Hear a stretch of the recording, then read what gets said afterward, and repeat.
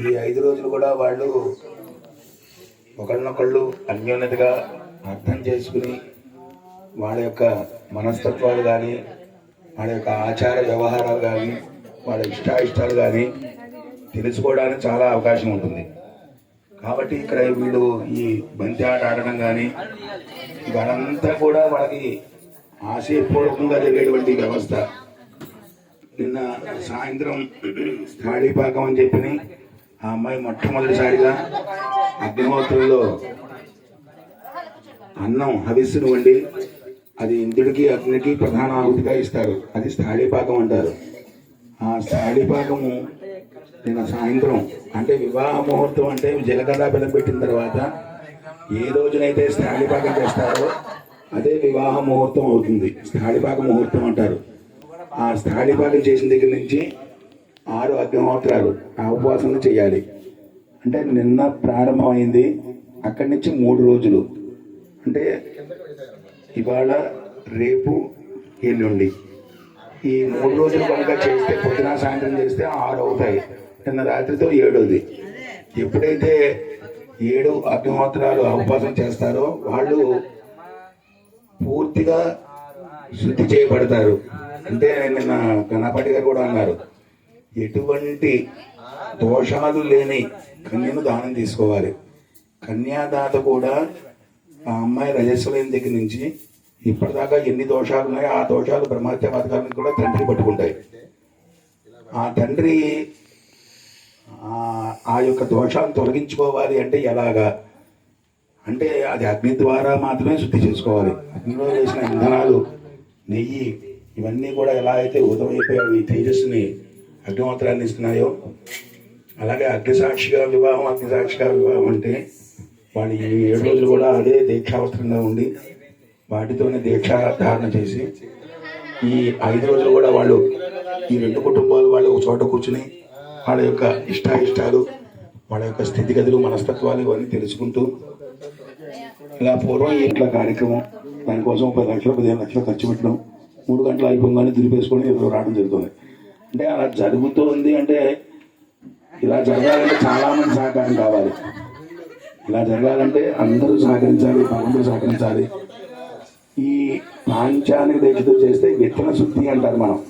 అంటే మనం ఏదైనా భూమిలో విత్తనం వేసేప్పుడు కూడా దాని ఏదో ఇంకో రోజు నానబెట్టడం, దానికి కావాల్సిన నియమాలన్నీ పాటించడం, వీటి యొక్క విధి విధానాలన్నీ కూడా ఉంటాయి. కాబట్టి ఆ విత్తనాన్ని శుద్ధి చేసుకునే విధానం ఏదైతే ఉందో వాళ్ళకి పుట్టబోయేటువంటి సంతానాన్ని వీళ్ళు శుచిగా ఎటువంటి దోషాలు లేకుండా ఈ భార్యాభర్తలు ఇద్దరు కూడా రాబోయే వివాహాన్ని చెప్తారు. ధర్మ ప్రజా సంపత్తి అర్థం స్త్రీయముద్వయే. అక్కడ కన్యాదాత గారు కూడా నువ్వు ఎందుకు కన్యను మేము దానం చేస్తున్నాము అంటే వాళ్ళు కూడా వరదాతలు కూడా కేవలం ధర్మ ప్రజా సంపత్తి అర్థం అనే మాటే అంటాం. కాబట్టి ఈ అమ్మాయి నిన్న వివాహం చేసుకునేప్పుడు ఆ అమ్మాయి కాపురానికి వెళ్ళేప్పుడు చాలా అమాయకత్వంతోనూ ఏమీ తెలియకుండా ఒక కొత్త ఇంట్లో వాళ్ళ దగ్గరే అల్లారు ముద్దుగా పెరిగి వాళ్ళ ఇంట్లో ఏం కావాలంటే ఎలా కావాలంటే అదే మనసుతో ఆడపిల్ల ప్రతి ఇంట్లోనూ ప్రతి తల్లిదండ్రులు కూడా చాలా ప్రేమానురాగాలతో పెంచుకుంటారు. వాళ్ళే ప్రాణంగా పంచప్రాణాలతో పెంచుకుంటారు. ఏ కన్న తండ్రికైనా వివాహం చేసి పిల్లల్ని బయటికి పంపించడం అంటే ఒక్కసారిగా మనసుకి కొద్దిగా క్లేశంగానే ఉంటుంది, కానీ బాధ్యత తీరుతున్నప్పుడు సంతోషంగానే ఉంటుంది. అలాగా మంచి యువకుడితో, ఒక విద్యావంతుడితో కానీ తనకి సరైనటువంటి జోడు దొరికేలాగా తన యొక్క మనస్తత్వాన్ని అర్థం చేసినటువంటి వరుడు కనుక దొరికితే కన్యాదాతకి అంతకన్నా కావాల్సింది ఇంకా వేరే రకమైన ఆలోచన లేదు. సరే, ఇక్కడ నిన్న చెప్పారు ఆడవాళ్ళని ఏదో తక్కువ చేస్తున్నారు, లేకపోతే ఆడవాళ్ళకి ఏదో ప్రయత్నం ఉండట్లేదు, ఇబ్బంది పెడుతున్నారు, అధికారం చెలాయిస్తాడు భర్త అనేటువంటి కొన్ని చోట్ల ఉంటాయి. కానీ పత్నిని అనుమతి తీసుకోకుండా ఏ పని చేయమని వేదం చెప్పలేదు. పత్ని ఏవా అనుమతి నిర్మపతి అంటే చిన్న పని చేయాలన్నా సరే పత్ని యొక్క అనుమతి తీసుకోకుండా అంటే ఎవరైనా వచ్చారు, అతిథిని సత్కరించాలి, ఏదైనా దాన ధర్మాలు చేయాలి, ఏదైనా పూజలు అవి చేయాలి, అలా ఉండడం సౌకర్యం. అలా అని ఒళ్ళో కూర్చోబెట్టుకోవాలి.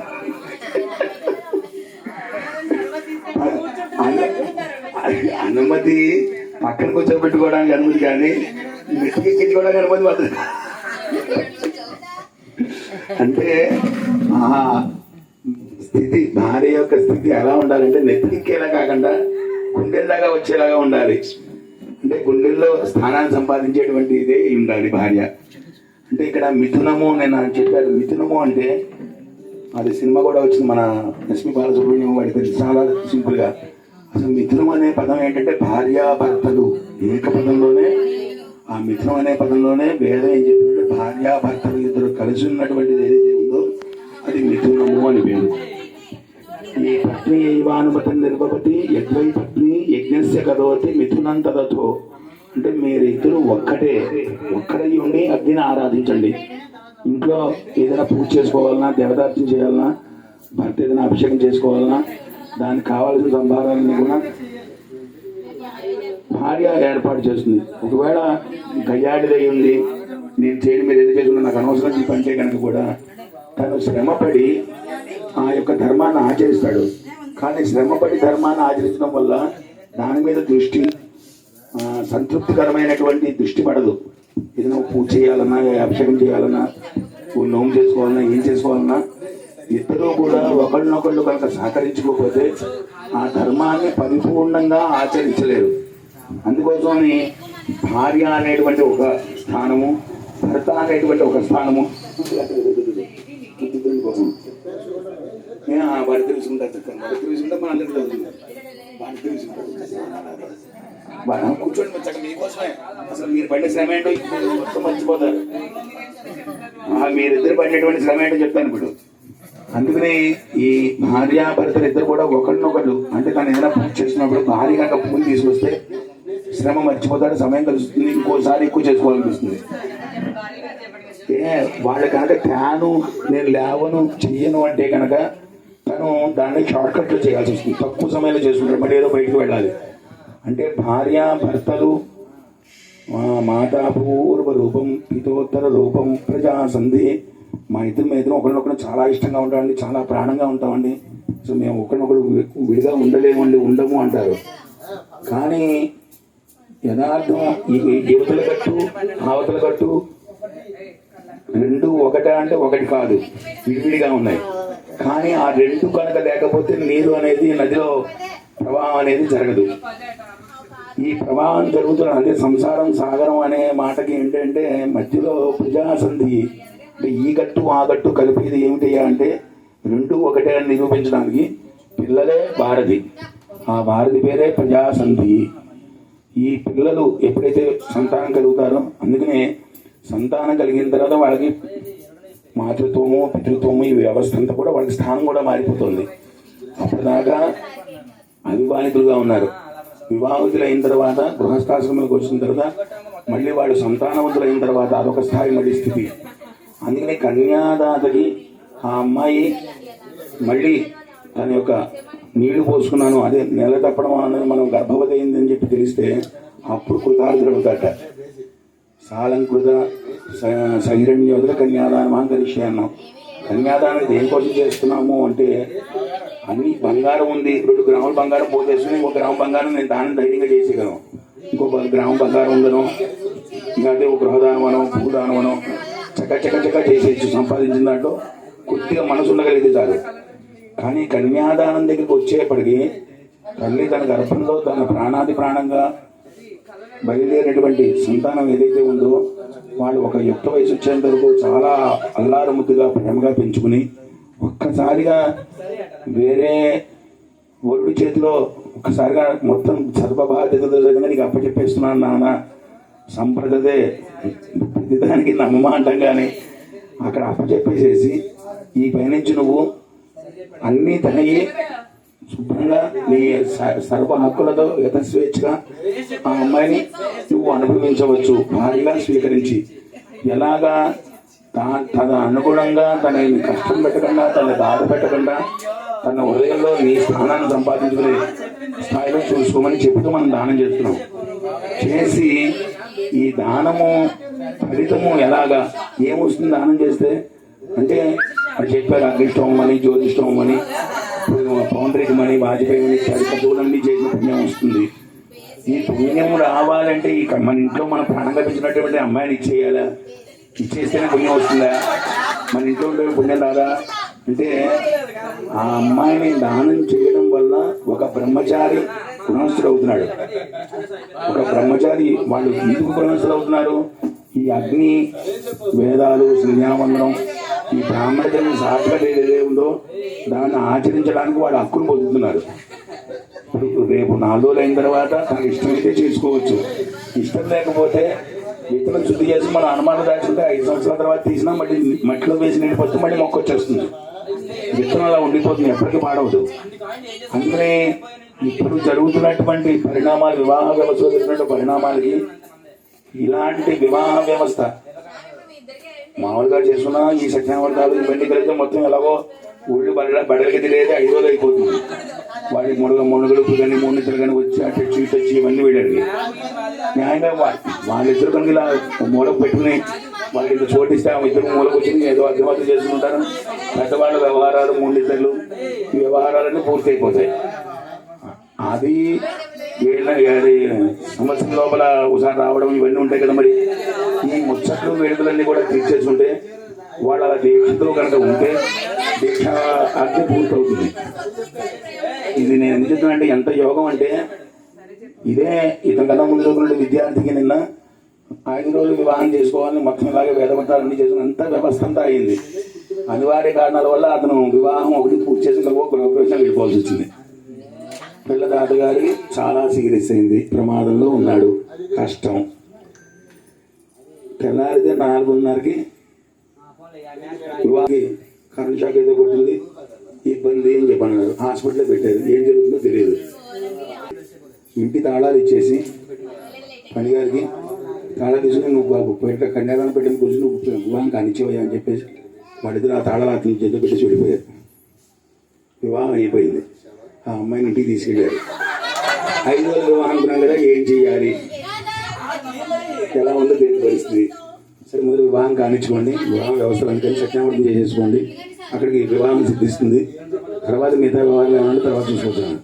అంటే నేను ఎందుకు చెప్తున్నా అంటే మనం నిన్న ఈయన కూడా అన్నారు, అంటే కళ్యాణ మండపంలో ఉన్న వ్యవస్థ అంతా కూడా సత్యేజ అయిపోయింది కాబట్టి మనం మాట్లాడాలి. సత్యేజ ఈతకు వచ్చేద్దాం. ఈతకు వస్తుంటే ఈ కడుపు ఏం చేస్తాడంటే మనం చేయనివ్వడు. మనల్ని పరీక్ష పెట్టి నువ్వు ఎలా చేస్తావో చూస్తాను, నువ్వు ఒక్కడు మీకు కానీ నేను ఎదుర్కొంటాను అని చెప్పి కోపడి ఆ పని చేయనివ్వడు మనల్ని. అందుకని తల్లిదండ్రులు చేసిన కుటుంబ సహకారం ఇవన్నీ ఉండడం. మనం ఏదో అనుకున్నాం 5 రోజులు చేద్దామనుకున్నంత మాత్రాన చేయనిస్తాడంటే అది అబద్ధం. మన యోగం ఉంటే జరుగుతున్నది అదే ధైర్యంగా. ఇప్పుడు కూడా నేను సంబడొచ్చింది ఎందుకంటే పిల్లలు అలా చూడాలి వాళ్ళిద్దరిని. అంటే దీక్షలో ఉండగా వాడు పార్వతీ పరమేశ్వరుడు లక్ష్మీనారాయణ అలా దొరకరు. చంటిపేట పుట్టగానే నూనె పడుతూ ఉండగా చూడాలంటారు. వెళ్ళిన తర్వాత చూడడం అనేది వేరు. అంటే ఆ నూనె మొహం దొరకదు అని చెప్పి చంటిపేట పెద్ద పెద్ద వాళ్ళందరూ కూడా ఆడపిల్లలు రజిస్తున్నప్పుడు కానీ, అలాగే చంటిపిల్లలు నూనె పడుతున్నప్పుడు కానీ, అలాగే వివాహ వ్యవస్థతో ఉన్నప్పుడు, ఈ పాంచాంగ దీక్షలు ఉన్నప్పుడు కానీ, అలాగే ఎవరైనా అగ్నిహోత్రం యజ్ఞం చేస్తుంటే కనుక ఆ దీక్షాధారంలో ఉండగా వెన్న రాస్తారు ఒంటికంతా కూడా. ఆ వెన్న రాసినటువంటి ఆ దీక్షాధారంలో ఉన్నప్పుడు మనం చూడాలి. అంటే పంచభూతాలు, సూర్యచంద్రులు, ఈ దీక్ష ఎవరైతే నియమం చేస్తారో వాళ్ళ ఎందుకు పరమేశ్వరుడు ఆ రూపంలో ఉండి తీరుతాడు. అందుకనే శాస్త్రం, ధర్మశాస్త్రం ఏం చెప్పింది, ఒకవేళ ఏదైనా ఆశోచాలు కానీ, పురులు కానీ, ఏదైనా చిన్న చిన్న ఇబ్బందులు వచ్చినా వాళ్ళకి అంటదు, వాళ్ళకి సంబంధం లేదు. వాళ్ళు మనతో పాటు ఉంటున్నారు కానీ దీక్షా నియమాల్లో వాళ్ళకి ఎటువంటి ఆశోచాలు ఉండవు. అంటే వాళ్ళు మలమూత్రాదులు వెళ్ళినా, వాటితో మంచాల మీద పడుకున్నా, వాళ్ళు ఏం చేసినా కూడా వాళ్ళకి ఇబ్బంది అనేది, ఆశౌచం అనేది లేదు. వాళ్ళు ఇంకా అలా శౌచమే అనమాట. అంటే మరీ ఇతర వర్ణం వాళ్ళ చేత ముట్టించి మనం అలా ఇది చేయకూడదు. కానీ మన ఇంట్లో వాళ్ళకి ఆశౌచం అనేది లేదు. ఈ దీక్ష 6 అగ్నిహోత్రాలు కనుక చేసి కనుక అయితే రాబోయే సంతానాన్ని, అంటే నాగాభట్ల వారింట్లో మళ్ళీ కులదీపక అని చెప్పి మళ్ళీ ఉన్నతమైనటువంటి ఆ సంతానాన్ని వృద్ధి చేసుకోవడానికి అవకాశం ఉంటుంది. ఇంట్లో పిల్లలు పుట్టారంటే వాళ్ళు ఎంత యోగం పడతారో ఏం చేస్తారో మనం ఎవరైనా చెప్పలేం కదా. మన అందరం అలాగే ముందుగానే పెంచుకుంటాం. ఎవరెవరి వల్ల మన ఇంటికి ఎంత ఉపకారం ఉందనే దానికన్నా మన ఇంటికి ఉపకారం ఉంటుంది, పేరుశోతం చేస్తారు. వాళ్ళ వల్ల లోకానికి ఏం ఉపకారం జరుగుతుంది ఆ ఉపకారాన్ని కూడా గమనించాలి. అంటే 2 రకాల సంతానాలు. ఒకటి మానవ ప్రీతిగా మన సమాజంలో మంచి పేరు ప్రఖ్యాతం సంపాదించినటువంటి సంతానం ఒకటి. రెండో సంతానం ఏమిటంటే దేవతను తృప్తిపరిచేటువంటి సంతానం కూడా ఉంది. అంటే వీడు ఏదో ఉన్నమ శివాయనం శ్రీరామనో ఏదో విభూతి పెట్టుకునో కాసేపు దేవుడికి గురించి జపం చేసుకోవడము, లేకపోతే లోకానికి ఎవరైనా చేస్తున్నప్పుడు సహాయం చేయడము, ఇలాంటి పనులన్నీ చేయడం వల్ల వాడికి వచ్చిన దాంట్లో దాన ధర్మాలు చేయడం, ఏం చదువుకోలేదు, ఏమీ తెలియదు వాడికి. అయినా సరే వాడు ధర్మాచరణ జరుగుతున్న వాడిగా యొక్క పాత్ర పొందితే వాళ్ళు దేవతా ప్రీతి పుత్రులు అవుతారు. అలాంటి సంతానం కూడా కలగాలి మనకి. అంటే తన భార్యాపిల్లల్ని పోషించుకుంటూ, తన కీర్తి ప్రతిష్టలను పెంచుకుంటూ, తన యొక్క వ్యవస్థను పెంచుకుంటూ, దేవతలకు కూడా ఇష్టమైనటువంటి లోకానికి ఉపకారం జరిగేటువంటి పని చేసేటువంటి సంతానం గొప్ప సంతానం. కాబట్టి సమాజాని కోసం సంతానమా, లోకక్షేమం కూడా సంతానమా అంటే రెండింటికి వినియోగం అయ్యేలాగా. మా అబ్బాయి కలెక్టర్ చేస్తున్నాడండి, లేకపోతే మా అబ్బాయి ఇంజనీర్ అయ్యాడండి, మా అబ్బాయి గొప్ప పండితుడు అయ్యాడండి, లేకపోతే మా అబ్బాయి గొప్ప స్థితికి వస్తున్నాడు, పర్వాలేదు అంటే మన యొక్క స్థితిగతుల్ని, ఆస్తిపాస్తుల్ని, కీర్తి ప్రదర్శనని, ఇంటి యొక్క గోత్రనామాలని, ఇంటి యొక్క పేరుని వీటిని నిలబెట్టేటువంటి సంతానం కలిగి ఉండాలి. మనకి వ్యతిరేక సంతానం కలగకూడదు, మనల్ని ఎదిరించేటువంటి సంతానం కలగకూడదు. కాబట్టి మంచి సంతానం కలిగితే అంతకన్నా అదృష్టం. అందుకే కుపుత్రేణ కులం నష్టం, కుభోజ్యేన దివా నష్టం, కుకడత్రేణ శర్వరీ నష్టం, తన్నష్టం ఎన్నదీయడం. అసలు ప్రపంచంలో నష్టాలంటూ ఏమున్నాయంటే ఏమీ లేవు. అవన్నీ నష్టాలు కాదు. బంగారం పోయింది, ఒక ఆహారం పోయింది, పోనీ మళ్ళీ ఒక పూట మళ్ళీ తెచ్చుకోవచ్చు. డబ్బు పోయింది, ఆస్తులు పోయాయి, ఏమీ లేదు, ఏం పోయినా బాధపడుతుంటాడు. మంచి సంతానం కలగకపోతే బాధపడండి, మళ్ళీ నేను ఇవ్వలేను అంటే రీప్లేస్మెంట్ లేనివి ఇవి మూడును. సంతానాన్ని పక్క వాళ్ళ అబ్బాయి బాగున్నాడు, అరే వీడు ఇలాంటి వాడు పుట్టింటే బాగుంటుంది, నాకు వీళ్ళ ఉంటే బాగుంటుంది, వీళ్ళ చదువుంటే బాగుంటుంది అనుకోకూడదుట. అంటే మనకి సంతానం ఏదైతే ఉందో అది మన యోగాన్ని బట్టే సంతానం కలిగింది, మళ్ళీ రీప్లేస్మెంట్ లేదు సంతానానికి. అలాగే కుభోజ్యేన దివా నష్టం. మంచి భోజనం, చారన్నం తిన్నా, మంచి ఇంత పుల్ల మజ్జిగ వేసుకుని, ఇంత ఉప్పు వేసుకుని కడుపు నిండా తిన్నాం అనుకోండి, అది సుభోజనం. భార్య చేతితో, భార్య ఏమి నేను మంచి నీళ్ళు ఇచ్చినా, భార్య అవ్వచ్చు, సంతానం అవ్వచ్చు, మనం అమ్మ తల్లిదండ్రులు అవ్వచ్చు, ఎవరైనా వాళ్ళతో కలిసి భోజనం చేసి పవిత్రంగా అక్కడ అదే అడుగుతాడు, రుచి కావాలా శుచి కావాలా అని. రుచి కన్నా కూడా శుచి గొప్పది. ఎందుకంటే మన వాళ్ళు అయితే కనుక శుచిగా చేసి పెడతారు, ఆప్యాయతతో పెడతారు, ఆత్మీయతతో పెడతారు. కాబట్టి సాధ్యమైనంత వరకు శుచైన భోజనం తినమని చెప్తారు. శుచి ఎందుకోసం అంటే రక్తంలోకి వెళుతుంది, వాళ్ళ గుణాలను తెలియపరుస్తుంది, వాళ్ళ యొక్క ధర్మాచరణ వ్యవస్థను తెలియపరుస్తుంది. ఇక్కడ కుభోజ్యేన దివా నష్టం. మంచి భోజనం కనుక చేయకపోతే ఆ రోజు వేస్ట్, ఇంకా అనవసరం అని చెప్పి రాసేసుకోమన్నాడు. అది కుకడత్రేణ శర్వరీ నష్టం. మంచి భార్య కనుక దొరక్కపోతే జీవితం అంతా ప్రతిరోజు ఏడుపే. భార్యకి భర్త కానీ, భర్తకి భార్య కానీ దొరకకపోతే జీవితం అంతా కూడా పూర్తిగా వృధా అయిపోతుంది, సార్థకత అనేది ఉండదు. అందుకనే తన్నష్టం ఎన్నదీయడం.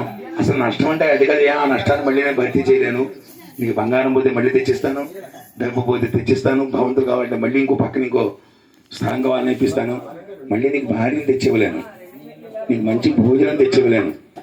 నీకు నిర్ణయించినటువంటి భోజనం అయిపోయింది, భోజనం అనగానే మళ్ళీ కాసిన బూర్లు పులిహార ఇవన్నీ పెట్టాను కూడా, అమ్మో ఇందాక చారును పెట్టేసారంటే కడుపుండా తెలిసి నా వల్ల కాదంటారు. ఎంత అద్భుతమైన భోజనం పెట్టినా తినం. మళ్ళీ దానికి 8 గంటలు 4 గంటలు గ్యాప్ కావాలి. గ్యాప్ లేకపోతే మళ్ళీ ముట్టుకొని చూడండి, చారున్నమే తిన్నారు. మీరు వాళ్ళ ఇంటికి వచ్చారు, మధ్యాహ్నం కడుపు నిండా తినేశారు. ఇట్లా పక్కకి రాగానే అయ్యో ఒకసారి రండి అని చెప్పి మనకి 10 రకాలతో భోజనం పెడితే దాన్ని ముట్టుకోబుద్ధి అవ్వదు. దాన్ని చూడంగానే ఎకట వస్తుంది, నా వల్ల కాదు అంటాం. కానీ ఇక్కడ ఈ భోజనం కన్నా అది చాలా గొప్పదై ఉండొచ్చు కనుక, కానీ శరీరం ఇష్టపడదు, ఏమడదు. అంటే రీప్లేస్మెంట్ లేదు దానికి, రెండోది లేదు. మరి కావాలంటే 4 గంటల తర్వాత అవకాశం ఉంది. అలాగే భార్యగా ఎవరికైనా జాతకాల్లో కానీ ఎక్కడైనా సరే సప్తమ స్థానం బాగుండాలి, యోగం అది బాగుండకపోతే ఇంక అన్నీ అయిపోయినట్టే. కలెక్టర్ అవ్వచ్చు, వాడు కోట్లు సంపాదించినాక. అందుకని భగవంతుడు మనకి మంచి సంతానాన్ని, మంచి భోజనాన్ని, అంటే ఆరోగ్యాన్ని ఇచ్చేటువంటి భోజనం, ఔషధులు ఇచ్చేటువంటిది, అలాగే మంచి భార్యని, అంటే ఆడదానికి భర్తకి మగవాడికి భార్యగా కానీ ఇవి బాగుంటే ప్రపంచంలో భగవంతుడిని ఇంక ఏమీ అడగవద్దు, అడగకూడదు. అవి అడిగితే చీప్ అయిపోతాయి ఆయన్ని. భగవంతుడి మూడు బాగుంటే కనుక ఏది అడిగినా అసహ్యంగా ఉంటుంది ఆయనకి.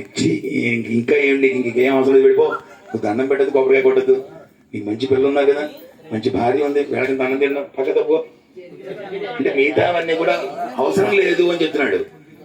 అంటే దానికన్నా చిన్నవి ఇవన్నీ. పెద్దవాటిని అడగడం మానేసి చిన్నవాటిని అడుగుతాం ఏంటి, లోపు అయిపోతాం. భగవంతుడి దగ్గరికి వెళ్ళి అత్యున్నతమైనటువంటి వాడిని అడగాలి, చిన్న అడగకూడదు. ఏమంటే నాకు బంగ్లా కావాలి, కారు కావాలి, బంగారం కావాలి అడగకూడదు, చీప్ అయిపోతాం. అదొక స్థానం.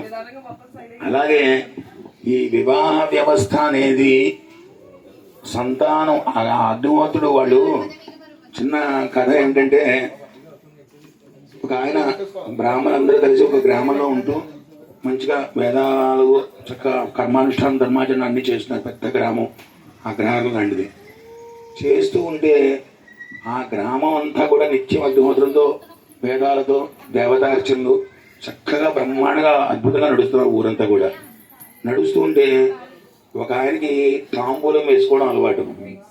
తాంబూలం వేసుకుని అగ్నిహోత్రం చేస్తున్నాడు. ఇలాగ నిత్యాగ్నిహోత్రం ఉంది. అగ్నిహోత్రం చేస్తూ ఉంటే ఆయన ఏదో దిష్టి బ్రహ్మహించ విష్ణుమాదాయ సుగార్హవతి మంత్రాలు చెప్తుంటే ఆ తుంపర్లు వచ్చి అగ్నిహోత్రంలో పడుతున్నాయి. ఆయన స్పష్టంగా చెప్పేస్తున్నాడు అనమాట. మంచిగా చదువుకున్నాడు, మంచి పండితుడు, మంచి యజ్ఞం చేశాడు, నిత్యాగ్నిహోత్రం చేస్తున్నాడు. ఆయన ఈ ఒత్తిడి ఓంపూర్పు స్నానాలు కూడా ఆ ఒత్తిడి వచ్చినప్పుడల్లా ఆ నోట్లో తాంబూలం వేస్తున్నాడు. ఆయనకి ఈ తాంబూలం అలవాటు. వేసిన తుంపర్లన్నీ వచ్చి అగ్నిహోత్రం పడిపోతున్నాయి, తుక్కు కింద పడిపోతుంటే ఏమవుతుంది, అవన్నీ కూడా చిన్న చిన్న పూసల కింద బంగారు పూసలు అయిపోతున్నాయి. అవన్నీ కూడా చిన్న చిన్న బంగారు పూసలు అయిపోతున్నాయి. మామూలుగా భార్య ఏం చేస్తుంది, మన అగ్నిహోత్రం దగ్గర నిర్మాల్యం ఏదైతే ఉందో తీసేసి మళ్ళీ కొత్త దాపుకుంటారు. ఆ బూడిదంతా తీసి ఆ వీపుదంతా తీస్తారు. తీసినప్పుడు అవి తీసుకుంటే ఈ పూసలు దొరికాయి, చిన్న చిన్న పూసలు, మన నల్ల పూసలాగా బంగారు పూసలు దొరుకుతున్నాయి. తీసి పక్కన కడిగితే అవన్నీ కూడా బంగారు పూసలు. అచ్చబాబు ఇదేంటి ఇలా వచ్చిందని చెప్పి తీసి పక్కన పెట్టింది. ఆవిడకి అర్థం అవుతా. మళ్ళీ సాయంత్రం అగ్నిహోత్రంకి వచ్చాడు. మా గోళ స్నానం చేసాడు, వెంటనే సంధ్యానం చేసిన తాంబూలం వేసుకున్నాం, ఇంకా వ్యవహారం చేస్తున్నాడు. మళ్ళీ అగ్నిహోత్రం చేస్తున్నాడు. మళ్ళీ తుప్పలు దాంట్లో పడుతున్నాయి, బాగా ఎక్కువ పడుతున్నాయి. అంటే మళ్ళీ ఆవిడ బాగు చేద్దాం అనుకునేప్పుడు మళ్ళీ ఈ పూసలు దొరుకుతున్నాయి. రెండు సాయంత్రం కూడా దగ్గరికి ఆయనకు అనుమానం వచ్చి ఆ పూసలన్నీ కడిగి భర్తీ చూపించింది. ఏమండి, సృష్టి మీద బంగారంలా ఉంది, అగ్నిహోత్రంలో దొరుకుతుంది, నిజమో అబద్ధమో తెలియట్లేదు అని. అంటే మన అగ్నిహోత్రుడు మీరు చేసినటువంటి అనుష్ఠానం ఫలించినట్టుంది, మనం గట్టి దరిద్రం అనుభవిస్తున్నాం, చాలా అదృష్టం అని చెప్పింది. సరే మర్నాడు మళ్ళీ ఈయన తాంబూలం వేసుకోవడం, భార్య అక్కడ ఇలాగే విసురుతూ కూర్చుంది. అక్కడ అగ్నిహోత్రం దగ్గర విసురుతుంటే చెప్తున్నప్పుడు మంత్రం చెప్తున్నప్పుడు ఆ తుంపలు పడి వెంట ఎర్రగా అయిపోయింది అంట. పసిగట్టేసింది భార్య. ఏముండదు, మీ నోట్లోంచి వచ్చినటువంటి తుంపల వల్ల బంగారం తయారవుతుంది. ఎంత గొప్ప పండితులు మీరు, ఎంత గొప్ప యోధులు మీరు, చాలు మీరు ఇంకా గట్టిగా ఇంకా 2 తాంబూలాలు వేసుకోండి అని చెప్పి ఎక్కువ ఇచ్చిన, కాస్త లావుగా పడుతుందని ఆశ పెరిగింది భార్యకి. వెంటనే రోజు పొద్దున్న తాంబూలం వేసుకోవడం, అగ్నిహోత్రం చేయడం, తుంపలు గట్టిగా, ఇంకా బాగా చెప్పాలి, మీరు గట్టిగా చెప్పాలి. ఇంకా భార్య రేపు నెక్లెస్ వచ్చేస్తున్నట్టు అయిపోవాలి, మంత్రం చెప్పకపోతే ఊరుకోని చెప్పి అక్కడ గట్టిగా వచ్చి కూర్చుంది. ఇంకా నువ్వే ఓపి లేదు, నాకు గట్టిగా అడవలేదు అంటే గట్టిగా చెప్పండి, మీరు గట్టిగా అడవాలి, రావలేదు తిరుగుతుంది. ఇంకా కారు వచ్చి కూర్చుంది అక్కడ. వీడు ఇంకా చెప్తున్నాడు, పాపం నిజంగా అలాగే అవుతుంది, అయిపోతుంది. ఈ విషయం వాళ్ళకి ఏమైందంటే కొద్దిగా స్థితి పెరిగింది. దరిద్రంలోంచి బాగా కఠిన దరిద్రం అనిపిస్తున్న ఒక స్థితికి వచ్చేసారు. ఈ విషయం ఆ నోట ఈ నోట పక్కింటి వాళ్ళకి వెళ్ళి తెలియగానే భార్యలందరూ, అయ్యా మనం స్వామి గారు ఇలా చేస్తున్నాక మీరు కూడా తాంబూలం వేసి చేయండి, మనకు కూడా భగవంతుడు అనుగ్రహిస్తాడు. తప్పేమోనంటే అవే తప్పనంటే అగ్నిహోత్ర ప్రసాదం అండి. అంటే మన వాళ్ళు ప్రసాదం అని చెప్పి కొన్ని పనులు జరిగిపోతూ ఉంటాయి. ఆ దేవుడు ఇచ్చిందంటే చూడండి, తెగులు ఏముందండి, మీరు ఎలాగ సంపాదించలేదు, ఎక్కడ సంపాదనగలరు, డబ్బులు తయారు, నాకు నగలు లేవు, ఒక పూట తింటే రెండో పూట తినడం కష్టంగా ఉంటుంది, పిల్లలు పెద్దవాళ్ళు అవుతున్నారు, తాంబూలం వేసుకున్నాను. సరే ఆయన తాంబూలం వేసుకున్నాడు. రోజు పొద్దున సాయంత్రం వేస్తుంటే శుభ్రంగా ఇంత బంగారు ముద్దలు వస్తున్నాయి. మొత్తం 100 మంది బ్రాహ్మణులకి ఆయుధాన్ని అందరికీ తెలిసింది. ఇంకా భార్యలు ఎందుకు ఊరుకుంటారు? వీళ్ళు పేరెంట్ మొన్నటిదాకా పసుపు కొమ్ము కట్టుకుని తాడుతూ నాన్నటాన్ని కూడా లేని ఆవిడ వడ్డాన్ని పెట్టి మోస్తుంది. బంగారం పెరుగుతుంది. ఒక నెల రోజుల్లో మొత్తం అంతా ఊరంతా కూడా వ్యాప్తి చెందేసింది. మొత్తం అందరు కూడా బంగారవంతులు అయిపోతున్నారు. చాలా అద్భుతమైనటువంటి స్థితిలోకి వచ్చారు. సరే ఒక అమాయక బ్రాహ్మణుడు పాపం ఉండి వాళ్ళ ఆవిడ కూడా వచ్చి, ఏమండి 2 నెలల నుంచి అడుగుతున్నాను, చుట్టుపక్కల అందరూ భవంతిలోకి వచ్చేసారు, చక్క రంగులు వేసిన మంచి మంచి మేడలోకి వచ్చారు. ఆడవాళ్ళందరూ కూడా నేను రాత్రి పేరంటానికి పెళ్లికి వెడితే అందరూ చక్కగా ఆ చంద్రాలహారాలు, ఆ వడ్డానాలు, ఆ వంకీలు, ముక్కు వరలు ఎంతంత అద్భుతంగా ఉన్నాడు. ఎందుకండి మీరు కూడా ఆ తాంబూలం వేసుకుంటే అయిపోతుంది కదా, మన అగ్నేశ్వర ప్రసాదం కదా, ఆయన బూడిద భస్మ ఏదో అది ఇవ్వడం మానేసి బంగారం ఇస్తున్నట్ట, మనం తీసుకుంటే బాగుంటుందండి. అంటే తప్పు, అదేదో దోషభూయిష్టం అవుతుంది. ఇంగిల్ నా నోట్లోకి వచ్చినటువంటి ఇంగిల్ పేరంట బంగారం, అది నిజం ఎందుకు అవుతుంది? తప్పు, అది ఏదో ప్రభావం వాళ్ళ మీద పడిందని చెప్పి అన్నట్ట. సరే చెప్పింది నేను విసిగెత్తుతుంది. రేపొద్దున మళ్ళీ పేరంటం వెళ్ళాలి, అందరేమో కంచిపట్టు చీరలు వ్యవహారం, ఇవిడేమో కాటన్ చీర కట్టుకోవడానికి కూడా ఇబ్బందిగా ఉంది, అటు ఇటు సత్యం కట్టుకోవాల్సి వస్తుంది. సరే వెళ్ళింది. ఇంకా వెళ్ళొచ్చి ఏడిచి ఇంట్లో కూర్చొని, నేను నీతో కాపరేట్ చేయలేను, నా వల్ల కాదు, నీ దరిద్రాన్ని అనుభవించలేకపోతున్నాను, పిల్లలకు ఒక పూట పెట్టి ఒక పూట పెట్టలేకపోతున్నాను, ఏదో నిర్ణయం తీసుకో, నువ్వు ఉండమంటావా వెళ్ళిపోమంటావా అని అడిగింది. అదేంటి నువ్వు వెళ్ళిపోతే భార్యతోనే ఉంది మొత్తం అంతా కూడా, నువ్వు వెళ్ళిపోతే నాకు ఈ అగ్నిహోత్రం ఉండదు. అసలు భర్త పోతే ఏదో ఆడవాళ్ళకి ఇబ్బంది వస్తుందంటారు, అసలు భార్య పోతే భర్త వెళ్ళబోతాడు. ఎందుకు అవుతాడంటే వాడికి ఏమి దేనికి పనికిరాడు, గుర్తుగా. అందుకే ఏదైనా ఇబ్బంది వస్తే ఆడ తట్టుకోగలదేమో, మొగాడు తట్టుకోలేడు అంటారు. ఇక్కడ నేను వెళ్ళిపోతున్నాను, నువ్వు వెళ్ళిపోతే ఇంకా నాకు ఇవన్నీ అగ్నిహోత్రాలు ఇవన్నీ ఏమవుతాయి, ఎందుకు పనికిరావమ్మా ఒకసారి ఆలోచించాను. అస్సలు నువ్వు చెప్పిన మాట ఉంటావా, పుట్టింటికి వెళ్ళిపోయి మా నాన్న వాళ్ళని పెట్టుకుని అక్కడ ఏదైనా నేను చిన్న వ్యవహారం చేసుకుంటాను, తులం చేసి వెళ్ళిపోతాను, బయలుదేరిపోయింది. సరే బతిమాలుకున్నాడు. సరే ఇంక నువ్వు వెళ్ళిపోతే నేను మాత్రం ఇక్కడ ఎందుకుంటాను, వీళ్ళందరూ చూసి తట్టుకోలేకపోతున్నాను. నేను వేరే ఊరు వెళ్ళి కనీసం ఏ చెరువు కట్టినాం పాకేసిన అక్కడికి పోతున్నాం, ఓ పేరంటంగా వెళ్ళడం లేదు, ఓ పెళ్లికి వెళ్ళడానికి లేదు, నాకు ఏమేమి ఎక్కిరిస్తున్నాను, నన్ను అందరూ తట్టుకోలేకపోతున్నాను అని బయలుదేరిపోయారు. ఎట్ల బండి వేసుకుని మొత్తం అగ్నిహోత్రాలు తీసుకుని బయలుదేరారు. గ్రామం దాటుతుంటే అక్కడ ఇద్దరు అక్కడ నుంచుని ఉన్నారు. ఉండగా అక్కమ్మాయిలు గారు వీళ్ళు వెళ్ళిపోతున్నారు, ఏమైందంటే ఇలా ఇబ్బంది వచ్చింది, మా భార్య వెళ్ళిపోదామని చెప్పి అంటుంది, అనుకుని వెళ్ళిపోతున్నాను. అలా కదా, అయ్యో వెళ్ళకండి బాబు, ఎందుకని వాళ్ళందరూ అయితే మాత్రం మీరు ధర్మాన్ని ఆచరిస్తున్నారు, ఎందుకు జాగ్రత్తగా ఉండడం అంటే పొద్దున మేము వెళ్ళిపోతున్నాం అని చెప్పారు. వెళ్ళిపోతుంటే ఆయన వీళ్ళిద్దరికి నమస్కారం పెట్టి, అయ్యా మీరు ఎవరు అని అడిగాడు. ఎవరు అని అడిగితే, నేను యమధర్మరాజుని, ఈయనేమో కలిపురుషుడు, 3 నెలలైంది మీ పొలిమేరలోకి వచ్చి ఊరు పరిమల్లోకి వచ్చి కూర్చున్నాం. ఇక్కడ 3 నెలల క్రితం కలిపురుషుడు ఫలానా వాళ్ళ ఆవిడలో దిగాడు, ఒకటి కొట్టగలిగాడు, ఆమెను కొట్టడం వల్ల 10 మంది పడిపోయారు, అలా అందరి భార్యను మార్చగలిగాం, నీ భార్యని పోరాడాం, మా వల్ల అవ్వలేదు, నువ్వు ధర్మానుష్ఠానంలో చాలా నిష్ణాతులు అయిపోయావు, మా వల్ల అవ్వట్లేదు, 3 నెలలు అయిపోతే మీ పొలిమేరలో కూర్చుని ఊరి పరిమాణంలోకి వచ్చిన మేము వచ్చి మా తోతలు మొత్తం అందరూ రెడీగా ఉన్నారు, ఆలోచించుకోమన్నారు. ఇవన్నీ నాకు అనవసరం, నాకేం తెలుసు. ఆ భార్య చేసిందంటే వెంటనే కాలు పొలిమేర దాటి బయట పెట్టింది. మరి భర్త కూడా పెట్టాడు. వెంటనే ఊరు మొత్తం తుక్కు అయిపోయింది. మొత్తం మన సునామీలో వచ్చినప్పుడు ఎలాగా, ఉపద్రవాలు వచ్చినప్పుడు ఎలాగైతే మనకి ఏం కనపడకుండా అయిపోతుందో మొత్తం వ్యవస్థ అంతా కూలిపోయింది. నువ్వు ఉన్నావని చెప్పి ఆగిపోయావు ఎన్నాళ్ళను. 3 నెలల నుంచి ఎదురు చూస్తున్నావు ఈ ఊరి గురించి. అంటే ఈ ఊర్లో జరిగేటువంటి కృత్యాలు, దోషాలు, ఇవన్నీ మమ్మల్ని ఏం చేయాలో తెలియట్లేదు. యమధర్మరాజునైనా సరే నేనైనా వచ్చి పులిమేరలో కూర్చున్నాను, నీ అనుమతి లేదని నువ్వు అగ్నిహోత్రం చేస్తున్నావు, పేదపారాయణ చేసుకున్నావు, ఏం చేయలేకపోయాం మేమందరం కూడాను. ఎన్నిసార్లు ప్రయత్నం చేసినా మా వల్ల కాలేదు. ఇప్పటికి మేము పులిమేరలోకి వచ్చి 90 రోజులైంది. ఇప్పటికీ మీ భార్య ద్వారా హరిపురుషుడు నేను గ్రామం దాటించాడు, నువ్వు ఎప్పుడైతే దాటావో ఒకసారి పక్కన ఏం జరుగుతుందో చూడు అన్నట్ట. హరిపురుషుడు వెళ్ళి మొత్తం అంటే ఎముడు చేయవలసిన పనులు ఎముడు చేసేసాడు. మరి ఏదైనా అకృత్యాలు జరిగినప్పుడు ఎవరు వస్తారు, యమధర్మరాజు ఎంత వచ్చి వాడు వ్యవహారాలు చేశారు. అదే నువ్వు ఒక్కడివి ధర్మానుష్ఠానం చేస్తున్నావు అని చెప్పి నాడు కూర్చున్నావు. కాబట్టి నీలాంటి ధర్మాత్ముడు ఒక్కడు ఉన్న మొత్తం దేశం అంతా కూడా, రాష్ట్రం అంతా కూడా, జిల్లా అంతా కూడా, గ్రామం అంతా కూడా బాగుంటుంది. కాబట్టి ఎప్పుడు కూడా ధనం కోసం ధర్మం కాదు, ధర్మం మీదే ధనము అవసరం తీరుస్తుంది. కాబట్టి నాయన నీకు నమస్కారం. మమ్మల్ని 90 రోజుల్ని గ్రహించిన నీ అనుష్ఠానానికి నమస్కారం అని చెప్పి పెట్టి చూడిపోయారు. అలాగా అంటే యమధర్మరాజు కళ్ళు మూసి కన్ను తెరిచే లోపల తన పని చేయగలడు. యమస్య కరుణానాస్తి, వాడిని ఎవ్వడు ఆపలేడు, పరమేశ్వరుడు ఆపలేడు. అంటే పరమేశ్వరుడు కూడా ధిక్కరించడు అతన్ని. అలాంటి వాడు కేవలం యజ్ఞయాగాది కృతువులు, ఆ దేవతార్చనలు, ఇలాగైతే మురమల్లో వీరభద్రేశ్వరుడు అవ్వచ్చు, భద్రకాళి సమేత ఆవిడ జరిగే కుంకుమార్చనలు అవ్వచ్చు, వాళ్ళకి ఇచ్చే హారతులు అవ్వచ్చు, అవి ఎప్పుడైతే ఇలాంటి అనుష్ఠానాలు, సంస్కారమైనటువంటి సాంప్రదాయమైనటువంటి వ్యవస్థలు జరుగుతూ ఉంటాయో అది ఎప్పుడూ కూడా ధర్మదేవతకి అది తన సైన్యం, నా సైన్యం పెరుగుతుందని సంతోషిస్తుంది.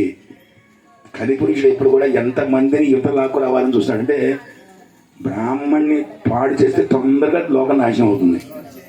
చతుస్సాగర పర్యంతం గో బ్రాహ్మణేభ్య శుభం భవదు.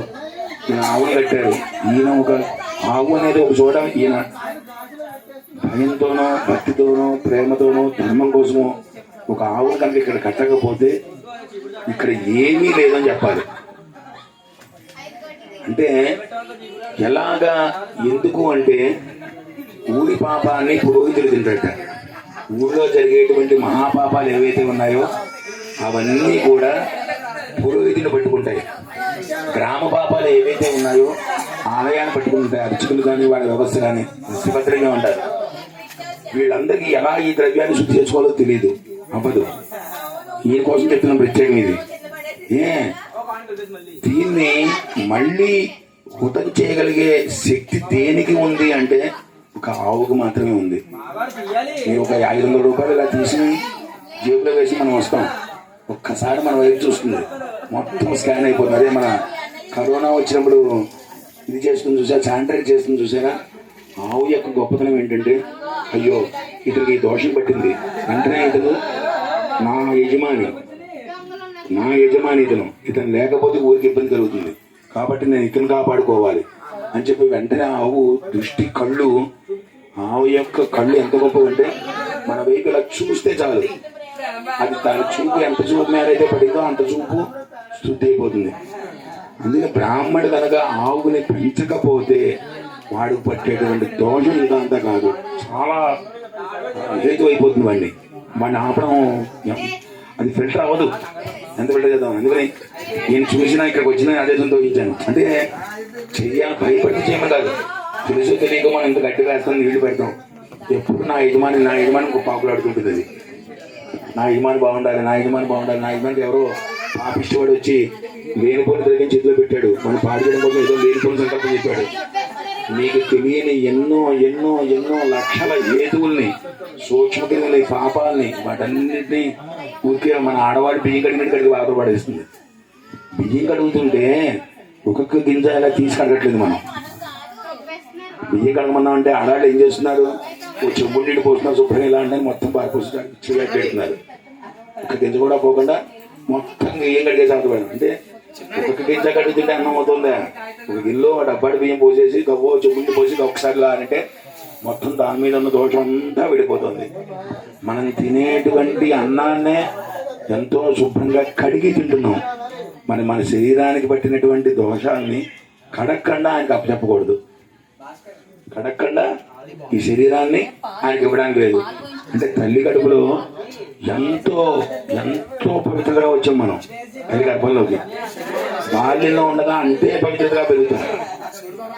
మరి ఈ శరీరాన్ని అంతే పవిత్రతగా మళ్ళీ ఆయన ఇచ్చాడు మనకి అతిథి కింద, మళ్ళీ ఆయనకు అప్పచెప్పేయాలి. అప్పచెప్పేప్పుడు మన మీద ఎటువంటి దోషాలు ఉండకూడదు, ప్యూర్గా వెళ్ళిపోవాలి.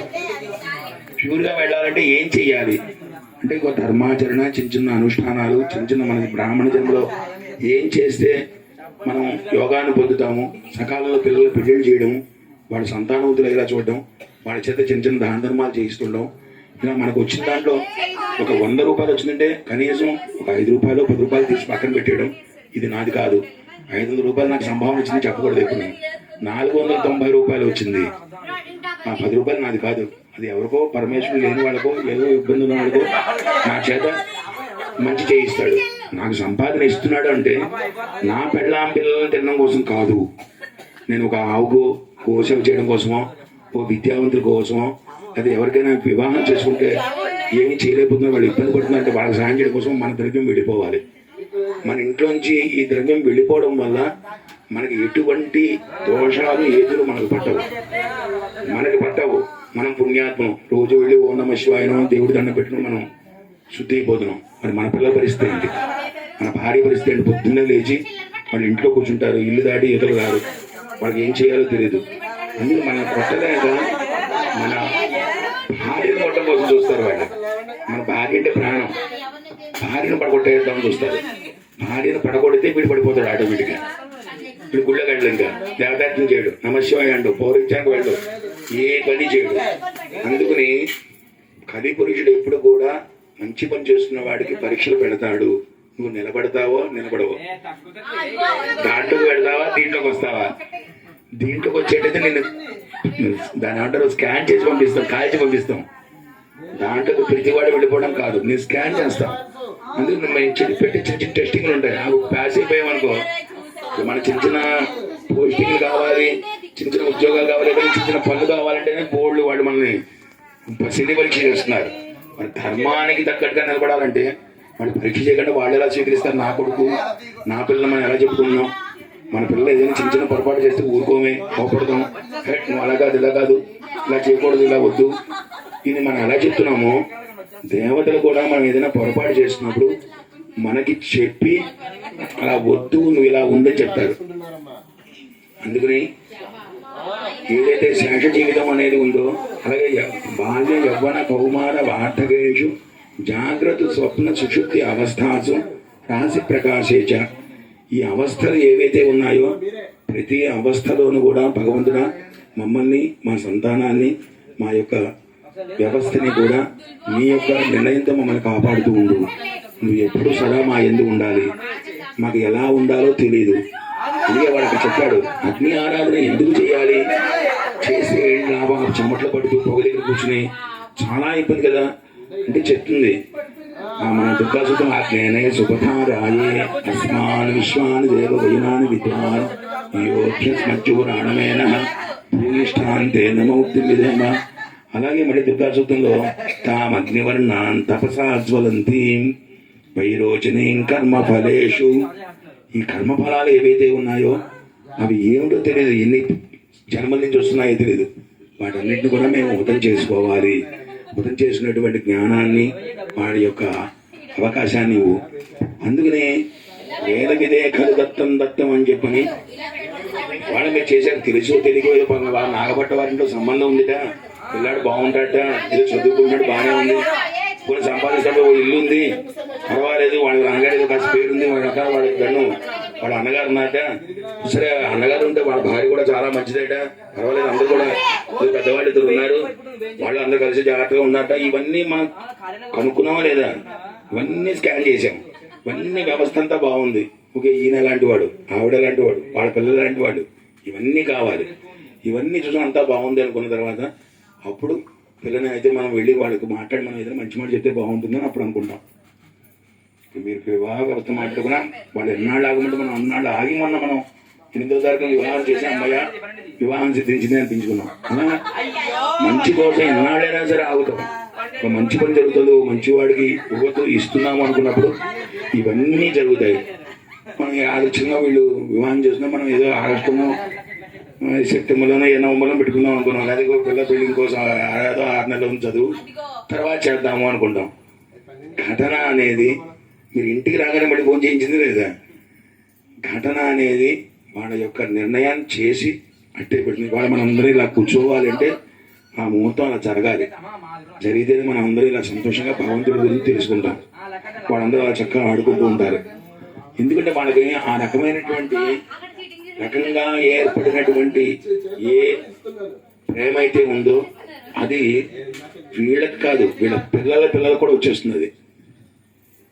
అంటే మిగతావి రావా అండి, ఇది ఆ వివాహంలో ఉండవా అండి అంటారేమో, ఉంటాయి కానీ దాంట్లో ప్రమాదం వస్తే తట్టుకునేటువంటి పరిస్థితి ఉండేవదు.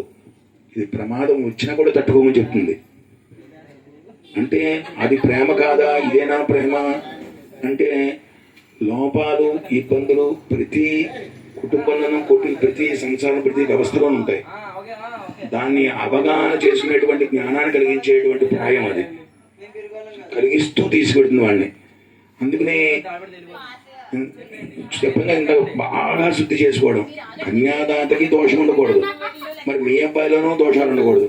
వీళ్ళిద్దరు శుభ్రంగా దాని స్కాన్ దోషాలన్నీ తొలగించేసుకుని అప్పుడు నూతన వధువులుగా మంచి యోగమైనటువంటి సంతానాన్ని ఇచ్చేలాగా తయారవుతారు. అందుకోసం వాళ్ళకి వీళ్ళే కాదు, ప్రతి వాళ్ళు కూడా సాధ్యమైనంత కుటుంబాలు కలుపుకుంటామంటే మనం ఏదో 1,00,000 ఖర్చు పెట్టామని కాదు. ఆ 1,00,000లో మనం ఒక 10,000 రూపాయలు తీసి పక్కన పెట్టుకుంటే ఒక నలుగురితో సరదాగా ఈ పని చేసుకోవచ్చు. నేను ప్రతి వాళ్ళని కూడా సాధ్యమైనంత ప్రయత్నం చేయండి.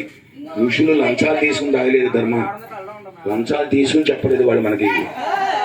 ఆచరించడం వల్ల ఆనందం, ఆచరించకపోతే వాళ్ళు ఏం కోపడరు, వాళ్ళు ఏం తిట్టరు మనల్ని. ఆచరించడం వల్ల వాళ్ళ యొక్క అనుగ్రహం ఉండడం వల్ల మనం కొద్దిగా మెరిట్ స్టూడెంట్ గా ఉండే యోగం కలుగుతుంది. ఒకే కాలేజీలో 10 మంది చదువుకుంటున్నా, 20 మంది చదువుకున్నా, 150 మంది చదువుకున్నా ఒకే టీచర్ పాఠం చెప్తాడు. ఆ స్కూల్లో అదే బెంచ్ మీద అదే మాస్టర్ దగ్గర చదువుకున్నట్టు వాళ్ళు అందరూ మెరిట్లు అయిపోవట్లేదు. ఎవరు టాప్ ర్యాంకులు టాప్ 10 అంటే 10 మందికే ఇస్తున్నాడు అవకాశం. ఏదో 490 వచ్చింది, 496 వచ్చిందని వాళ్ళని మాత్రమే గుర్తిస్తున్నాడు. వాడు గొప్పవాళ్ళని కాదు, శ్రమ పడిన వాళ్ళు అని. వీళ్ళకన్నా వాడు గొప్పవాడు కాదు. ర్యాంకు రాని వాడు వీళ్ళకన్నా తెలివైన వాడు న్యాయంగా ర్యాంక్ 496 రాకుండా 450, 60 వచ్చిన వాడు వీళ్ళకన్నా మేధావి. కానీ వీడు దాని నియమాలు పాటించక వెనక్కి వెళ్ళిపోయాడు. వీడు తెలివి తక్కువ వాడైనా సరే చెప్పిన మాట విని నియమాలు పాటించి ఆ యొక్క స్థానాన్ని స్థితిని పొందుతున్నాడు. ధర్మం ఒకటి చెప్తుంది, నువ్వు నీతి నియమం ఏదైతే ఉందో దాన్ని పాటించి చూడు. ఆ టాప్ 10లో నువ్వు 10 మందిలో ఏదైతే ఉందో దాంట్లో కూర్చోడానికి ప్రయత్నం చేయి, దాంట్లో వస్తుంది, నీకు స్థానం వస్తుంది. రాదంటే అబద్ధం, చెప్పిన మాట అబద్ధం అవుతుంది. నువ్వు ఆచరణ, చెప్పడం వేరు, చెప్పింది వినడం వేరు, విన్నది ఆచరించడం వేరు, ఆచరించిన తర్వాత ఫలితాన్ని పొందడం వేరు. 5 స్థానాలు ఉన్నాయి. ఈ 5 స్థితిలో ఎక్కడ దెబ్బతినకూడదు మనం. చెప్పేవాడు లేడు, చెప్పేవాడు చెప్పాలి కదా. మరి చెప్తున్నప్పుడు వినేటువంటి జ్ఞానం మనకు ఉండాలి. వినేటువంటి జ్ఞానం ఉన్నప్పుడు మళ్ళీ అంటే స్కూల్లో పిల్లలకి వాళ్ళ ఆ రకమైనటువంటి ఈ రకమైనటువంటి వ్యవస్థను కల్పించకపోవడం, క్లాసులో కల్పించకపోవడం వల్ల ఏమవుతుంటే వాడు ఎందుకో పెడుతున్నాను వచ్చేస్తున్నాడు. ఆ స్థితి పొందట్లేదు వాళ్ళు. కాబట్టి ఇలాంటి సంతాన అంటే కలి ప్రభావం ఇందాక ఎందుకు చెప్పండి, ఇంతకీ సమయం కలి ప్రభావం ముదురుతున్న కొద్దీ వివాహ వ్యవస్థ కూలుతుంది, బ్రాహ్మణ వ్యవస్థ పూర్తిగా కూలుతుంది. వాళ్ళ మనం చాలా అదృష్టవంతులు ఇక్కడ ఉన్నాం అందరం. ఎవరి మనకి ఏ శాఖ అయితే ఉందో సాధ్యమైనంత ఆ శాఖ కూడా కాపాడుకుంటూ సాధ్యమైనంత మన బ్రాహ్మణుల్ని మన యొక్క ఈ వ్యవస్థ వాళ్ళని చూసుకుంటూ జాగ్రత్తగా మలుపు తిప్పుకుంటూ వెళ్ళగలుగుతున్నాం. పక్కకు పెడితే కొద్దిగా ఆ పరిస్థితి లేదు, కాయలేకపోతున్నారు. ఎందుకు కాయట్లేదు, ఏమవుతుంది, ఏం జరుగుతుంది, వాళ్ళు వీళ్ళే కదా, బ్రాహ్మణే కదా, ఎందుకు కాయట్లేదంటే ఆ దోషం కలిపురుషుడు వాళ్ళని ఆక్రమించి కూర్చున్నాడు. అందుకని వాళ్ళకి పెడబుద్ధి పుడుతుంది, పెడ ఆలోచన వస్తుంది, తల్లిదండ్రులు శత్రువులు అవుతారు, చెప్పేవాళ్ళందరూ కూడా దోషభూషులు అవుతారు. వాళ్ళు అదే దృష్టిలో చూస్తారు. పిల్లలు ఆడపిల్లలు అవ్వచ్చు, మగపిల్లలు అవ్వచ్చు, మంచి మంచి పెద్ద కుటుంబాలు అవ్వచ్చు, కనుక మొత్తం ఆగిపోతాయి. కాబట్టి పిల్లలు కనుక మనకి సహకార యోగ్యంగా ఉంటే అంతకన్నా గొప్ప యోగం ఇంకోటి లేదు. కాబట్టి అందరికీ కూడా ఈ పొద్దున ఆయన అన్నారు, పాంచాలిక దీక్షతో వివాహం అనేది మాత్రం కేవలం ధనం కోసం చేసేది కాదు. కుటుంబ సభ్యులు ఇవాళ ఇక్కడ కూడా సరదాగా ఇక్కడ కూర్చున్నా ఇవాళ ఆయన కాఫీ తాగుతారు, కాసేపు టిఫిన్ చేస్తారు, కాసేపు కూర్చున్నారా ఇంకా ఏమైనా కావాలా, ఏమైనా చూడమంటావా, అన్నయ్య ఇంకా ఆ పనులు ఉండిపోయి అన్నయ్య ఎలా చేయాలి ఎలా చేయాలి అరే అక్కడ చూసుకున్నావా. దీనివల్ల ఏమవుతుందంటే తెలియకుండా అయస్కాంతం పవర్ పెరిగిపోతుంది. ఆయన ఈయనకి బాకీ ఉండాల్సి వస్తుంది. వాళ్ళు వీళ్ళు పెట్టేశారు. ఆయన ఏం చేయాలో మొత్తం అలా అదేంటి గదొచ్చుకుని గుమ్మలో నుంచున్నాడు. ఏది మొన్న 8వ తారీఖు జరిగిన పెళ్ళిలో 10వ తారీఖు జరిగిన పెళ్ళిలో చక్రం దిగుతూ కూర్చున్నాడు ఆయన. వాళ్ళకి ఎంతవరకు అవసరం ఉందో నేను హనుమంతుడు అన్నాను, నువ్వు వెళ్ళిపోను పెట్ట మీద కూర్చోవాలి నేను చూసుకుంటా అన్నాడు. మరి ప్రజ్ఞాన మండపంలో 1000 మంది నుంచి 1500 మంది భోజన వ్యవస్థలు ఇవన్నీ చూసుకుంటూ తిన్నావా అని ప్రతి వాళ్ళని అడగాలి. ప్రతి వ్యవస్థ ఎంతమంది పిలిచామో తెలియదు, పిలిచిన వాళ్ళు అందరూ వస్తున్నారో లేదో చూసుకుంటుండాలి. ఈ వ్యవస్థని రక్షించాలంటే ఉమ్మడి వ్యవస్థ కావాలి. నువ్వు పిలిచేసి వెళ్ళిపోయి పేట్ల మీద కూర్చుంటే ఎవడు రక్షిస్తాడు, ఎవడు చూసుకుంటాడు? ఏదో వచ్చామని అలా అని చెప్పి మనం తీసి పడేసే కుటుంబాలు కాదు. రెక్లెస్గా ఉంటారు కొంతమంది. అలాంటి వాళ్ళం కాదు. మరి అలాంటి వాళ్ళం కాకపోతే వచ్చిన వాళ్ళందరూ అమ్మాయి ఏమైనా కావాలి, మంచిగా కావాలా, ప్రతి వాళ్ళని అడుగుతాం. సంస్కారం కలిగినటువంటి కుటుంబం కాబట్టి శ్రమ ఉంటుంది. అదే సంస్కారం లేకపోతే అంత సుఖం కోరలేదు. అది ఏర్పాటు చేసిన కనపడలేదా, వెళ్ళు కానీ అంటాం. అంటే ఏంటంటే ఆ సంస్కారం అనేది ఆత్మీయతను పుట్టిస్తుంది. అందులో అది చచ్చిపోకుండా మనలో అది పాడైపోకుండా అది వ్యవస్థ కూలిపోకుండా కాపాడుకోవాలి. అందుకని ఏదో వస్తారు కానీ చెప్పేసాను 1,00,000 కట్టేశాను, వాడు ఏదో 200 పెడతాను, నాకు అనవసరం, వాడు ఏమైనా పెట్టాను, వాడు చూసుకుంటే వెళ్ళిపోతున్నాను. అదే మన వ్యవస్థలో మన వాడు కనుక అక్కడ ఉందంటే ఇది వేరుగా, ఆ పవర్ వేరుగా. జనరేటర్కిను కరెంటుకిను ఇవిడికి బ్యాటరీకి తేడా తెలియదు. అంటే నేను చెప్పేది ఏంటంటే అలాగా అన్నదమ్ముల వ్యవస్థ, అలాగే కుటుంబ వ్యవస్థ, వీటన్నిటినీ ఒక రకమైనటువంటి మనైకంతో ఆత్మీయతా భావాన్ని, ఒకవేళ లోపాలు ఉంటే లోపాలు చెప్పుకునేలాగా, వాటిని మళ్ళీ సరిదిద్దుకునేలాగా ఇలాంటి వివాహ వ్యవస్థ ఇస్తే పిల్లలకి ఆ నయానో భయానో అది ఉండిపోతుంది. అమ్మో మా పెదనాన్న, అమ్మో మా పెద్దమ్మ చెప్తే వెందో, నాన్న చెప్తే తిట్టేస్తుంది, అన్నది ఒప్పుకోదు, లేకపోతే సరే చెడుగా అనుకున్నాం, అక్కడ విషయం మాట్లాడుతుంది, తనకు ఎందుకు, ఇది ఉంటుంది. ఇది ఉన్నా ఏది ఉన్నా దాంట్లో వాళ్ళ యొక్క సంస్కారాన్ని బట్టే వస్తుంది. మనల్ని పవిత్రంగా గొప్పగా చూసారా, ఆ భాష వేరే ఉంటుంది. సంస్కారంతో చూస్తే, సంస్కారం లేకుండా కనుక చూస్తే వచ్చే భాష వేరే ఉంటుంది. అది పెద్ద పట్టిపోకలేదు, ఏదో తేడా వచ్చినప్పుడు స్నానం చేయడంగా మిగులుతుంది.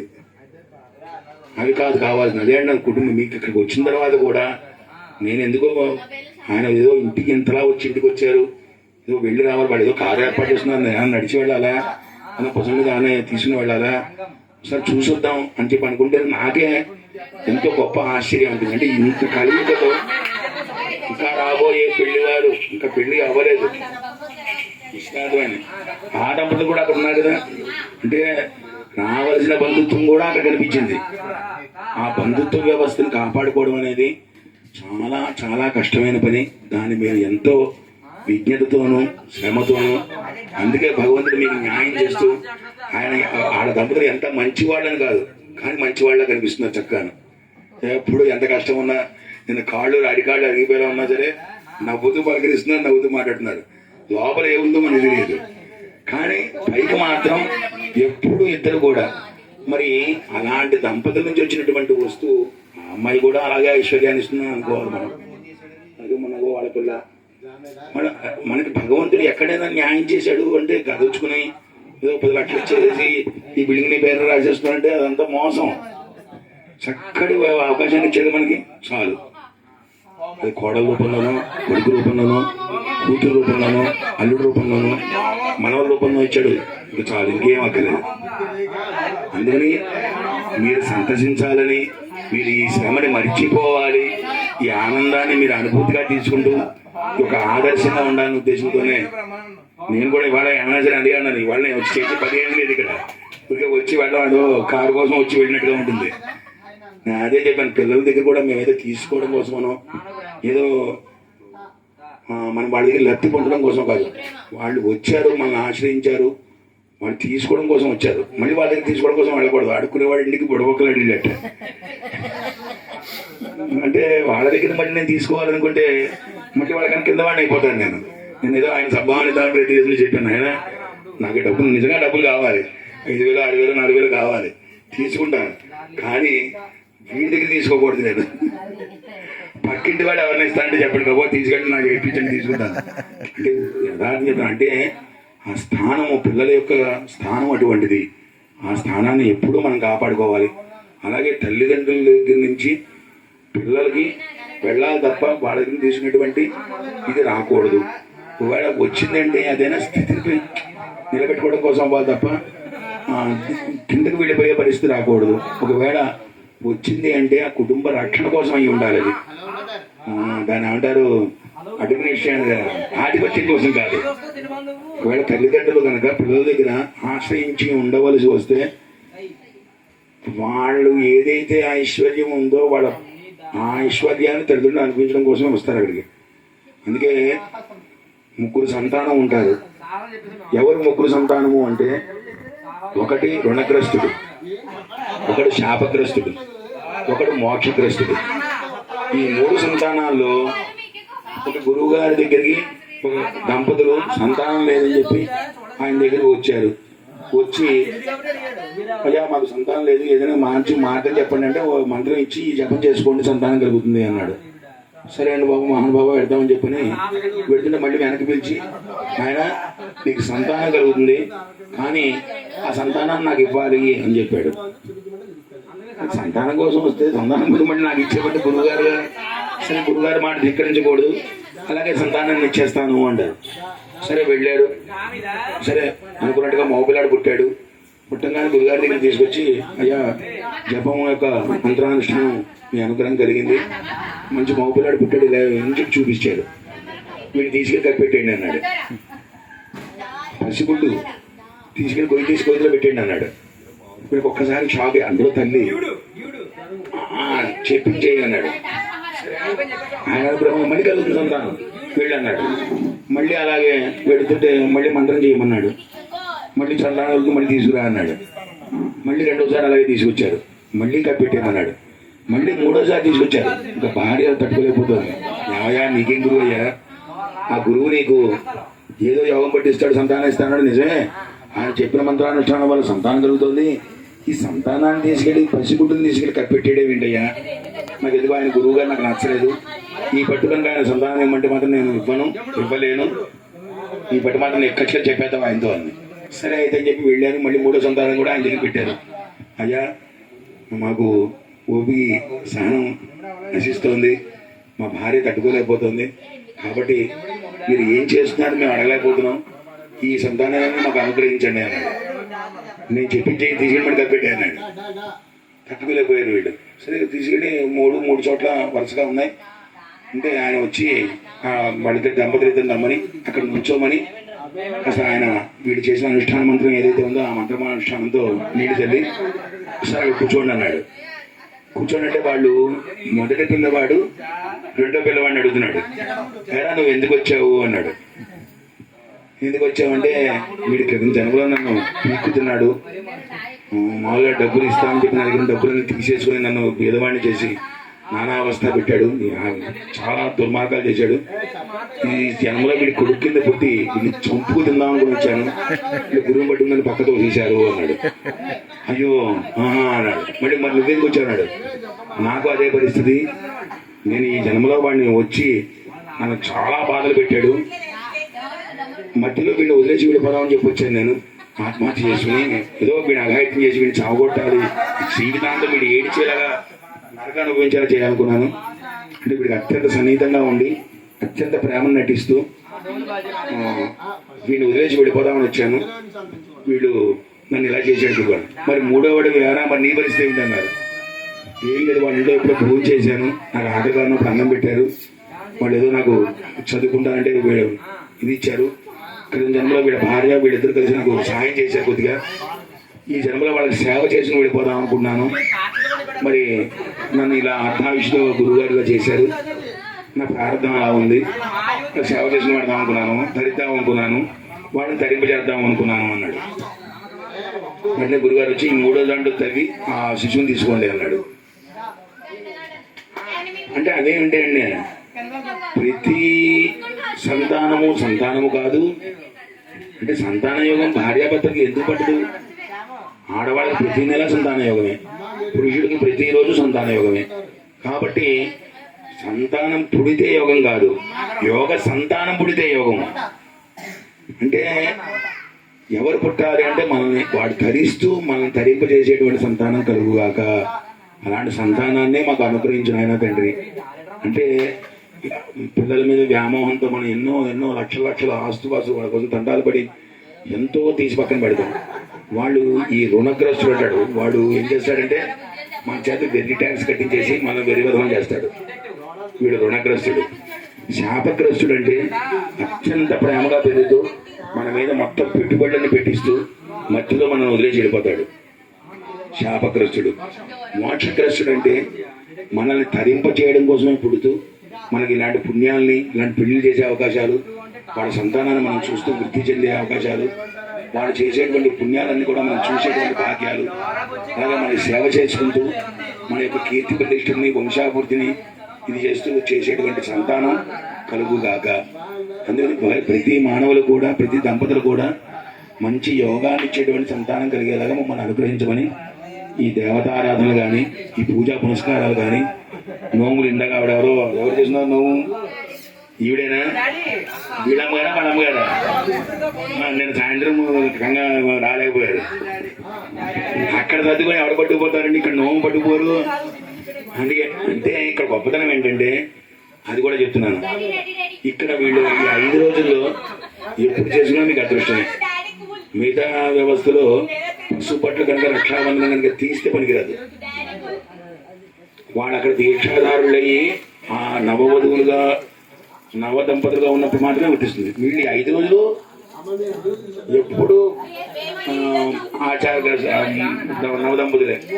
అందుకోసం ఇంతగా మేము కూడా ఫోన్ చేస్తే ఎందుకు లాగండి, వాళ్ళకి ఎప్పుడున్నా హక్కు ఉంటుంది. అది వారం వచ్చి మంగళవారంలో కూడా పని లేదు. మంగళవారం కూడా ఎందుకు చేయించు అంటే వాళ్ళ అవకాశం ఇచ్చారు కాబట్టి ఇలాంటి వ్యవస్థల్లో ఈ నోములు, వ్రతాలు, పూజలు, పునస్కారాలు దేనికోసం అంటే కేవలం మంచి యోగమైనటువంటి పరిపూర్ణ ఆరోగ్యమైనటువంటి సంతానాన్ని ఇచ్చేందుకే ఈ వ్యవస్థలన్నీ కూడా.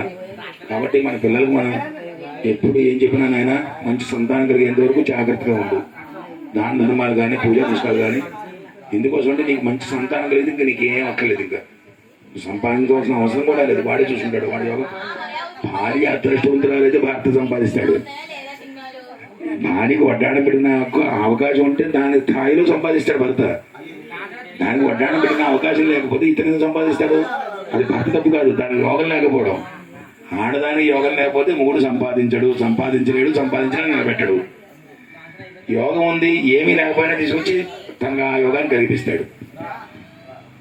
దానికి విద్యతోనో లేకపోతే వ్యాపారాలతోనో పెద్ద పెద్ద ఉద్యోగాలు చేస్తే కోవది యోగాన్ని బట్టి వస్తాయి. కాబట్టి అలాంటి వివాహ వ్యవస్థలో ఉన్నాం. సరే, రేపు పొద్దున ఉదయం ఉపవాసం చేసుకోగానే సరస్వతి, బ్రహ్మ, విష్ణు, బ్రహ్మ విష్ణు మహేశ్వరుని ముగ్గురిని కూడా ఆవాహన చేసుకుని, ఆ దిక్పాలకులను కూడా ఆవాహన చేసి మాకు సూర్యగారికి వచ్చేసింది.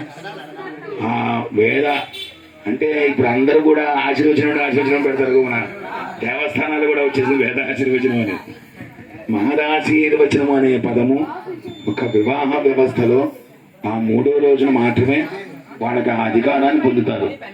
ఆ రోజు చేసినటువంటి వేద ఆశీర్వచనం ఏదైతే ఉందో అది తరాలు నిలబడేలా చేస్తుంది. వాళ్ళ యొక్క ఐశ్వర్యాన్ని ప్రాప్తి పొందేలా చేస్తుంది. కాబట్టి రేపు పొద్దున 7:30 నుంచి 9 గంటల వరకు కాసేపు వేదశ్రమం, వేద పఠనం చేసుకుని ఆ దంపతులిద్దరిని, అలాగే కన్యాదాత గారిని వాళ్ళ శారీరక శ్రమ మర్చిపోయేలాగా మంచి ఆశీర్వచనం చేసి, అలాగే నాగభట్ల వారి దంపతుల్ని వీళ్ళందరినీ కూడా మంచి యోగవంతులు, అదృష్టవంతులు అయ్యేలాగా ఆశీర్వచనం చేసి 9 గంటలకి మళ్ళీ మొహం కడుగుళ్ళు ఆడవాళ్ళు ఇంట్లో వాళ్ళు చేసుకున్నారా? చాలా బాగా జరిగా ఎందుకండి. అందుకని అవన్నీ కూడా చక్కగా వేడుకలు చేసుకుంటూ సంతోషంగా రేపు కూడా నడుపుకుని, అలాగే ఎల్లుండి రాత్రికి ఈ వ్యవస్థ అంతా కూడా పూర్తి చేసుకుని ఉత్తరోత్తరమైనటువంటి కార్యక్రమాలు ఏమున్నాయో అవన్నీ చక్కగా అందంగా నడిపించుకోవాల్సింది. శుభం భూయాలు.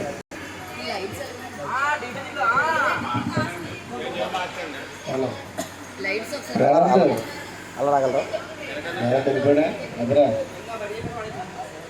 ఇంకా కొత్తగా గంట సేపు కరెక్ట్గా 59 నిమిషాలు 30 నిమిషాలు మాట్లాడు తెలియకున్నారా చేంజ్ అవరా